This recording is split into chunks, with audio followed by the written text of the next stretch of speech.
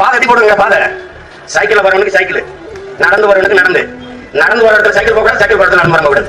நீ யாருமே போகல, நீ மோடி வச்சுக்க ஜெயலலிதா. அவசர ஊதிக்கு ஆம்புலன்ஸ், அதுக்கு தனி பாதை, அதுக்கு சோதனை சாவடி கிடையாது, எவனும் குறுக்க நிக்க கூடாது. இங்க ஆம்புலன்ஸே போகலையே, காடியா கிடக்க நீ மோடினா நீ ஆம்புலன்ஸ்ல ஏறிட்ட. பாத்துக்க ஏற்றி விட்டுருவேன். இங்க பேருந்து உள்ளூர்ல மட்டும், இந்த மாதிரி பெரு நகரங்கள்ல சிற்றுந்து மட்டும்தான். வெளியூருக்கு செல்ல, சென்னையில இருந்து மதுரை போதான் பேருந்து. மதுரைக்கு உள்ள சிற்றுந்து, சென்னைக்கு உள்ள சிற்றுந்து தான், திருச்சிக்குள்ள சிற்றுந்து தான். ஆனா அலைவரிசை அடிக்கடி இருக்கும். 5 நிமிஷத்துக்கு 5 பேருந்து சிற்றுந்து வந்து நின்றோம். இந்த மாதிரி சிற்றுந்துங்கிற சின்ன எடுத்து சுமார் பஸ் பெருசானதுல அடிச்சிடும். இல்ல மொத்த பசையும் காயில கடைக்கு போட்டுரும். எப்படி பஸ் பண்ணாங்க?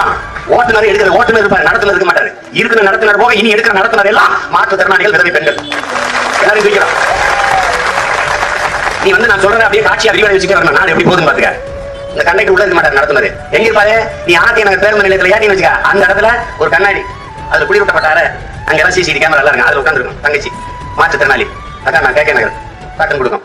அந்த அட்டையை கொண்டு நீ பேருந்து வந்து சக்கு நிற்கும். கதை கிட்ட வச்சுன்னா சிக்கு விளைக்கிறோம். நீ மேலே ஏறிக்க வேண்டியதான். பயணிகள் கவனமாக ஏறும். இருக்கையில் அமரும். நிக்கிற அளவுக்கு வண்டியில் ஏற்ற மாட்டான், உட்கார்ந்து தான் பயணிக்கணும். இல்லைன்னா அடுத்த வண்டியில வாங்கணும். இடம் நிறைவடைந்து விட்டது, சற்று பொறுத்திருந்து அடுத்த வண்டியில் வரும். அது எல்லாமே பேசும். ஏன் தமிழன் ஆடுறாங்க? தமிழன் ஆடும்போது அலைபேசி பேருந்து எல்லாம் பேசும்.